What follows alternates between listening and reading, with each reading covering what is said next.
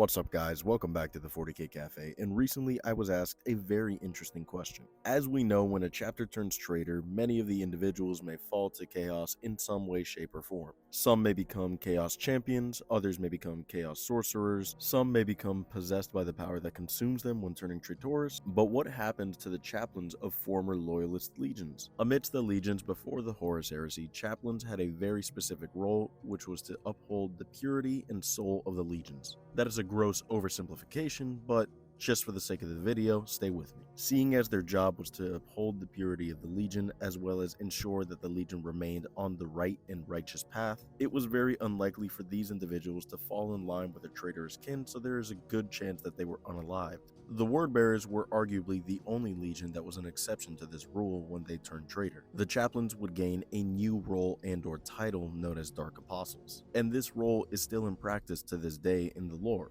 These former chaplains and/or dark apostles kind of work as priests and/or guides, acting as voices and/or conduits for the dark gods as well as the ruinous powers of the warp, guiding and leading those to greater and darker favors of those that wish to follow the ruinous powers. In fact, the dark apostles were also pivotal in manipulating any of the former loyalists that resided within the traitorous legions before they turned traitor, corrupting many of these once proud legions and exploiting the darkness, hatred, or anger that resided just underneath the surface. These former chaplains would go to those promising greater powers of the darkness that lie beyond and showing the warp has so much more to offer rather than what the Emperor and the Imperium was teaching them. That being said, traitorous chaplains do kind of still hold a very similar role to those of the loyalists, except rather than keeping the loyalty of those of the Imperium in check, they act as the same guide but rather for the dark powers of the warp and those traitorous legions amongst them. Many of them don't remain as chaplains, as they just become dark apostles,